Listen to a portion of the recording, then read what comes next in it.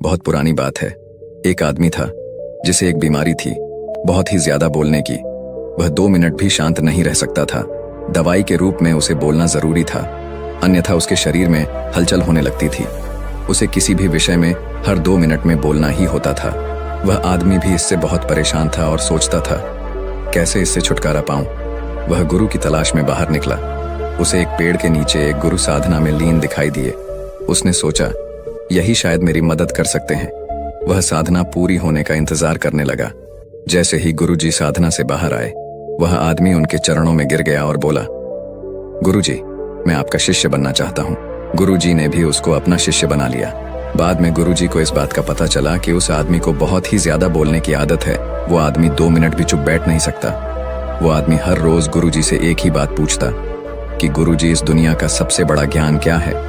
और जब भी गुरुजी से यह सवाल पूछता तो गुरुजी चुप हो जाते, कुछ भी नहीं बोलता, क्योंकि गुरुजी को पता था कि शिष्य को ज्यादा बोलने की आदत है और अभी इसको सबसे बड़े ज्ञान के बारे में बताना व्यर्थ की बात है। इसीलिए वह चुप हो जाते थे, कुछ भी नहीं बोलते। वो शिष्य हर रोज एक पास वाले गांव में भिक्षा मांगने जाया करता। वहां से भिक्षा मांगता और वहां से जो कुछ भी मिलता आश्रम में लेकर आता। गुरुजी को इस बात का पता था कि शिष्य को कुछ ज्यादा बोलने की आदत है, इसलिए गुरुजी उस शिष्य का ख्याल रखते, ध्यान रखते कि कहीं मुसीबत में न फंस जाए। एक दिन वह शिष्य एक गांव में भिक्षा मांगने जाता है और किसी घर में जाकर भिक्षा मांगता है। अब उसे ज्यादा बोलने की आदत थी। वो 2 मिनट भी चुप नहीं बैठ सकता था, इसलिए उसने उस घर में नजर घुमाई तो उसकी नजर एक भैंस पर पड़ी। भैंस शरीर में बहुत मोटी थी और उसके घर का दरवाजा बहुत छोटा था। तभी उस शिष्य ने उस घर के मालिक से कहा, भाई साहब, आपकी भैंस तो बहुत मोटी है और आपके घर का दरवाजा बहुत छोटा है। यदि यह भैंस मर जाए तो इस दरवाजे से इस भैंस को बाहर कैसे निकालोगे आप? जैसे ही यह बात उस आदमी ने सुनी, वह डंडा लेकर शिष्य के पीछे पड़ा, उसे मारने के लिए। लेकिन शिष्य वहां से भाग खड़ा हुआ। अब भला कोई आदमी अपने ही घर के नुकसान के बारे में कैसे सुनेगा, वो भी एक भिक्षुक के मुख से। वह शिष्य वहां से भागते हुए एक दूसरे घर में जाता है और वहां पे जाके वह भिक्षा मांगता है और वहां भी उस घर में वह नजर घुमाता है कि किस विषय के बारे में इस घर के मालिक से बात करूं। तभी सामने एक औरत बैठी थी। उस औरत से वह कहता है, देवी, आपने हाथों में इतनी खूबसूरत चूड़ियां पहन रखी है। यदि आपके पतिदेव मर जाए तो आप इस चूड़ियों का क्या करोगी? तभी वह औरत भी उस शिष्य पर बहुत गुस्सा हुई और डंडा लेकर उसके पीछे दौड़ पड़ी। उस औरत ने कहा, एक भिक्षुक अपने मुख से ऐसा बोलता है क्या? एक तो मैं आपको भिक्षा दे रही हूँ, ऊपर से आप मेरे पति को ही मार रहे हो। ऐसा करके उस औरत ने शिष्य को अपने घर से निकाल दिया। अब शिष्य की वो आदत थी, वो कई बार मार खा चुका था, लेकिन उसकी आदत छूट नहीं रही थी। अब शिष्य को उस गांव में कोई भी भिक्षा नहीं मिली। इसी के चलते वो एक गांव से दूसरे गांव जा रहा था। जब जंगल में पहुंचा तो उसे एक मानव खोपड़ी दिखाई दी। उसने सोचा, भला यहाँ किसकी मानव खोपड़ी पड़ी है? वह उस मानव खोपड़ी के पास जाता है और जाकर देखता है कि खोपड़ी तो बोल रही है। उस खोपड़ी ने कहा कि भाई, तुम कौन हो? तभी वो शिष्य थोड़ा सा डरा और बाद में बोला, मैं तो एक भिक्षुक हूँ, भिक्षा मांगता हूँ, लेकिन तुम कौन हो और यहाँ क्या कर रहे हो? तभी उस खोपड़ी ने कहा, मैं एक शिकारी हूँ और ज्यादा बोलने के कारण मैं यहाँ पहुंच गया। तभी शिष्य ने सोचा कि भला खोपड़ी कैसे बोल सकती है? ये तो सिर्फ एक हड्डियों का ढांचा है, ये कैसे बोल सकता है? और ये बात यदि मैं राजा को बताऊंगा तो राजा जरूर मुझे इनाम देगा। इसी के चलते वह शिष्य दौड़ता दौड़ता राजा के दरबार में पहुंचा और राजा को जाकर अपनी सारी बात बताई। राजा को पहले तो लगा इसने मदिरा पी रखा है और इनाम के चक्कर में इतनी बकबक कर रहा है। बाद में जब शिष्य अपनी बात पर अड़ा रहा तो राजा ने कहा, ठीक है, यदि तेरी बात सच निकली तो तुझे इनाम दिया जाएगा, अन्यथा तुझे फांसी लगवा देंगे। शिष्य ने कहा, महाराज, मैं भला झूठ क्यों बोलूंगा? आप मेरे साथ चलकर जंगल में देख लीजिए, आपको खुद विश्वास हो जाएगा। इसके बाद राजा ने आदेश दिया कि 4 सैनिक इसके साथ जाओ और अगर इसकी बात सच निकलती है तो इसको अपने कंधे पर बिठाकर लाना और यदि बात झूठ निकलती है तो उसको घसीटते हुए राजमहल लेकर आना। अब जैसे ही 4 सैनिक वहां पर पहुंचे तो वहां पर खोपड़ी पड़ी थी और उस खोपड़ी से वह शिष्य ने पूछा कि तुम यहाँ कैसे पहुंचे? तो खोपड़ी कुछ नहीं बोली। बार बार शिष्य ने उस खोपड़ी से पूछा, लेकिन खोपड़ी कुछ नहीं बोल रही थी।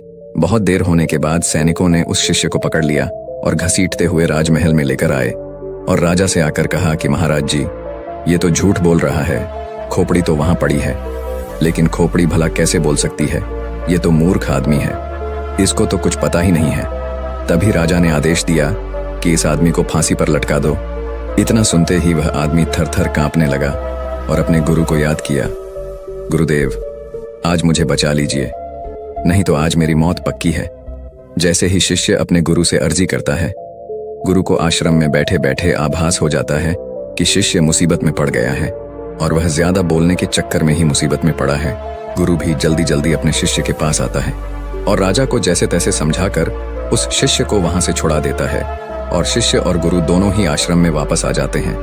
तभी वो गुरु कहता है कि मैंने तुझे कितनी बार कहा है कि ज्यादा मत बोलो। ज्यादा बोलने के चक्कर में आदमी कभी कभी बुरा फंस जाता है। तभी वो शिष्य कहता है, गुरुजी, मेरी आदत पड़ गई है। अब मैं चाहकर भी इस आदत को छोड़ नहीं पा रहा हूँ। मुझे पता है कि मुझे सिर्फ दुनिया का सबसे बड़ा ज्ञान मिल जाएगा तो मेरा मन अपने आप शांत हो जाएगा, मैं अपने आप चुप हो जाऊंगा। लेकिन आप हो कि मुझे सबसे बड़ा ज्ञान बता ही नहीं रहे हो। मैं आपको कितने दिनों से पूछ रहा हूँ। जैसे ही उस शिष्य ने सवाल किया, गुरुजी फिर से चुप हो गए, कुछ भी नहीं बोले। अब वो शिष्य गुस्से में वहां से चला जाता है और कहता है, गुरुजी, मुझे बड़ा ज्ञान बताना ही नहीं चाहते। इसके बाद वो शिष्य एक तरफ जाकर बैठ गया। रात का अंधेरा पड़ गया था, शाम हो गई थी। प्रकृति में पाए जाने वाले हर चीज अपनी गहरी नींद में चले गए। शिष्य आकाश में देखता है, सारे तारे टिमटिमा रहे हैं और रात की एक शांत आवाज सुनाई दे रही है जो अंधेरी रात में हमेशा सुनाई देती है। तभी शिष्य को धीरे धीरे एक आभास होता है। उसको एक आवाज सुनाई देती है। वो आवाज थी मौन की। उसका मन एकदम खुश हो गया। वो कुछ भी बोल नहीं पा रहा था। उस दिन उसका मन एकदम शांत हो गया। उसको एक अलग सा आभास होने लगा। उसको एक अलग सी शांति प्रतीत हुई और उसको लगा कि शायद दुनिया का सबसे बड़ा ज्ञान यही है। और गुरुजी हमेशा मुझे बताते आ रहे थे, जब भी मैं उनसे पूछता तो वह शांत हो जाता, कुछ भी नहीं बोलते। और यही दुनिया का सबसे बड़ा ज्ञान है। ज्यादा बोलने के चक्कर में कई बार मुसीबत में फंसा तो गुरुजी ने ही मुझे बचाया। और गुरुजी मुझे हर बार ज्ञान दे रहे थे, लेकिन मैं ही इस ज्ञान को समझ नहीं पाया। तभी वो शिष्य बैठकर पूरी तरह मौन का आनंद लेता है, शांति का आनंद लेता है। उसके बाद वो शिष्य वहां से उठकर अपने गुरु के पास जाकर बैठ जाता है, चुपचाप, बिना कुछ बोले। तभी गुरु को पता चलता है कि शिष्य को मौन मिल गया है। तभी वो गुरुजी कहते हैं कि दुनिया का सबसे बड़ा ज्ञान मौन नहीं है, लेकिन मौन ही रास्ता है सबसे बड़े ज्ञान को पाने का। सबसे पहले हमें मौन होना पड़ेगा, तभी हम सबसे बड़े ज्ञान को पा सकते हैं। उसके बाद गुरुजी कहते हैं, इस दुनिया का कोई भी शब्द मौन से बड़ा नहीं हो सकता। मौन एक तपस्वी है, मौन एक साधना है। इस मौन को हर कोई धारण नहीं कर सकता, और जिसने भी धारण किया वो दुनिया का सबसे बड़े ज्ञान के चरम पर पहुंच जाएगा, सबसे बड़े सुख के चरम पर पहुंच जाएगा। उसके मन में किसी भी तरीके का सवाल नहीं रहेगा। सब सवाल खत्म हो जाएंगे, कुछ भी नहीं बचेगा, शून्य बचेगा, एक बिंदु बचेगा। बस उस बिंदु में ही जलता है असली बौद्ध का दिया। उसके बाद वह शिष्य कहता है, गुरुजी, आखिर मौन कैसे रहूं? मैं जब भी ध्यान करने बैठता हूं तो मेरा मन एक जगह लगता ही नहीं। मेरे मन में हजारों विचार आते हैं। मैं जितना मौन होने की कोशिश करता हूं, इतना ही मेरे मन में ज्यादा विचार आते हैं। ऐसे में मैं क्या करूं? उसके बाद गुरुदेव ने कहा, मेरी बात को ध्यान से समझो। जब ध्यान करने बैठे हो तो मन को किसी तरह शांत करना है। इसे एक छोटी सी कहानी के माध्यम से समझो। एक किसान था और वो गुरु के पास जाता है। कहता है कि गुरुजी, मेरे जीवन में बहुत काम है, मैं काम करके थक जाता हूँ, मुझे कुछ समाधान दीजिए। उसके बाद वह गुरुजी उस किसान को एक जिन्न देता है और कहता है कि इस जिन्न को अपने घर ले जाओ, इससे जो भी बोलोगे वो सब काम ये जिन्न कर देगा। लेकिन हाँ, एक बात का ध्यान रखना, इसको खाली मत रखना। यदि इसको खाली बिठा दोगे तो यह तुम्हें खा जाएगा। किसान ने कहा, गुरुजी, खाली बैठने का तो काम ही नहीं है, मेरे पास तो इतना काम है कि यह पूरी जिंदगी व्यस्त रहेगा। इसके बाद वह किसान उस जिन्न को लेकर अपने घर चला जाता है।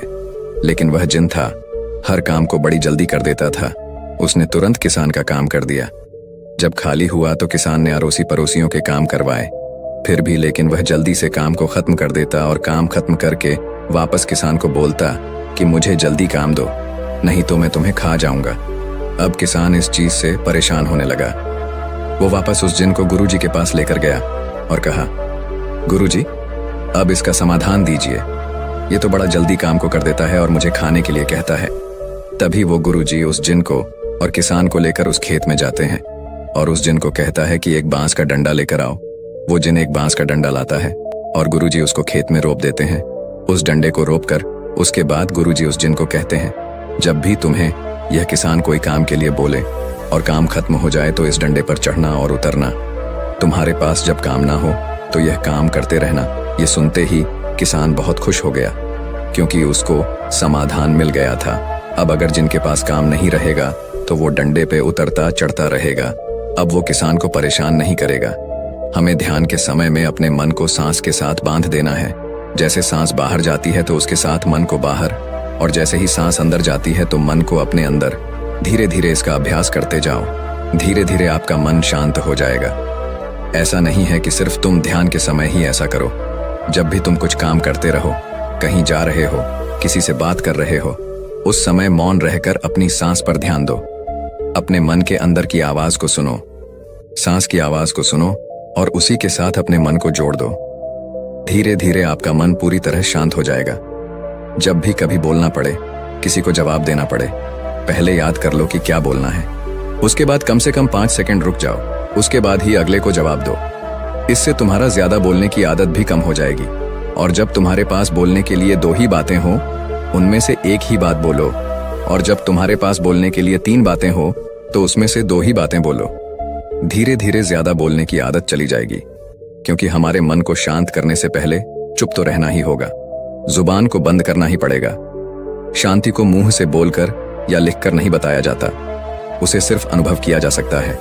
और जब तुम मौन होकर अपने ध्यान में उसको अनुभव करोगे, तभी उसकी तुम्हें सही असलियत का पता चलेगा। अब उस शिष्य को मौन का महत्व पता चल चुका था। उसे दुनिया के सबसे बड़े सुख का अनुभव हो चुका था। उसे असली शांति का अनुभव हुआ। हमें भी अपनी जिंदगी में मौन होकर उसका लाभ उठाना चाहिए।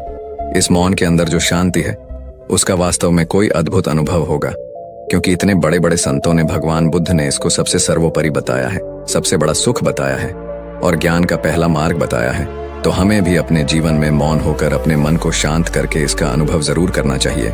तो दोस्तों, उम्मीद है इस वीडियो से आपको काफी कुछ सीखने को मिला होगा। और अगर कुछ सीखने को मिला हो तो हमारे इस वीडियो को लाइक, शेयर और बुद्धा स्टोरियन चैनल को सब्सक्राइब जरूर कर लीजिएगा। और साथ ही कमेंट में नमो बुद्धाय जरूर लिखिएगा। धन्यवाद।